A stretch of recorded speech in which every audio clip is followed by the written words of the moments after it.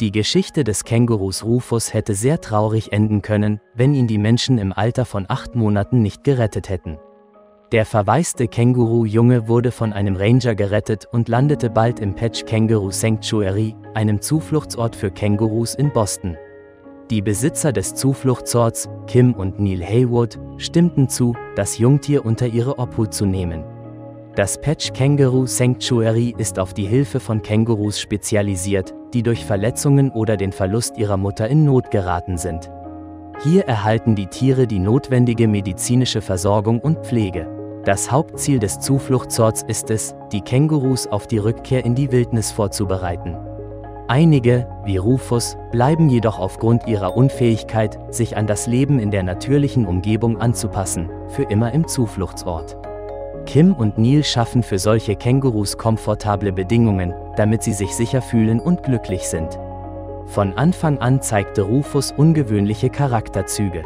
Er liebte den Kontakt zu Menschen und ging gerne ins Haus der Besitzer des Zufluchtsorts, wo er sich schnell an das große, weiche Sofa gewöhnte. Als Rufus größer wurde, wurde seine Bindung zum Sofa noch stärker. Jeden Abend betritt Rufus selbstbewusst das Haus durch die Hintertür und macht es sich vor dem Fernseher auf dem Sofa bequem. Er liegt gerne mit dem Kopf über die Sofakante und schaut verschiedene Programme. Besonders gefallen ihm Dokumentarfilme über die Natur.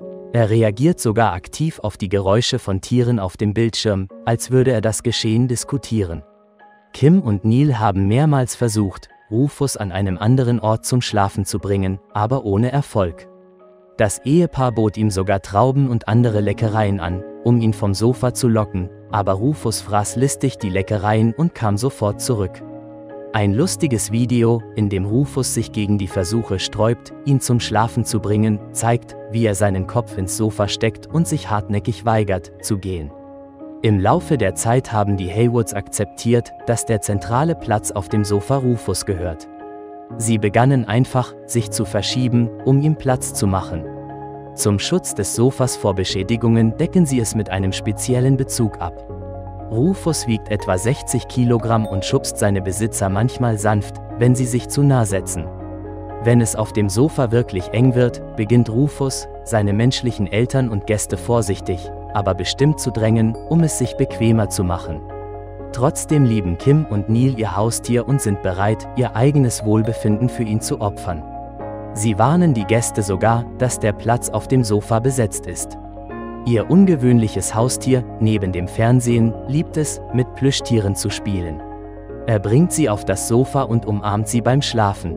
Manchmal versucht er sogar, seine Spielzeuge ordentlich in die Ecke des Sofas zu legen.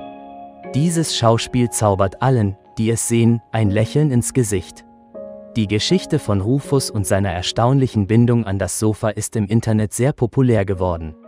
Kim und Neil teilen Fotos und Videos ihres ungewöhnlichen Haustieres in sozialen Netzwerken und erhalten viele unterstützende Nachrichten von Menschen aus der ganzen Welt.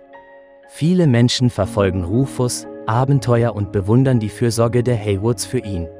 Rufus ist ein echtes Familienmitglied der Haywoods geworden.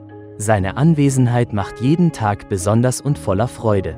Die Geschichte von Rufus zeigt, wie Fürsorge und Liebe sogar das ungewöhnlichste und anspruchsvollste Haustier in ein geliebtes Familienmitglied verwandeln können. Das Patch Kangaroo Sanctuary, in dem Rufus immer noch lebt, dient auch als Bildungszentrum, in dem Besucher mehr über Kängurus und die Bedeutung ihres Schutzes erfahren können.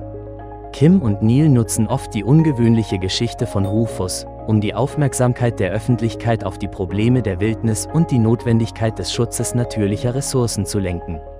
Währenddessen schaut das Känguru mit Vergnügen eine weitere Episode seiner Lieblingssendung im Fernsehen. Liebe Freunde, wenn euch das Video gefallen hat, setzt ein Like und abonniert den Kanal.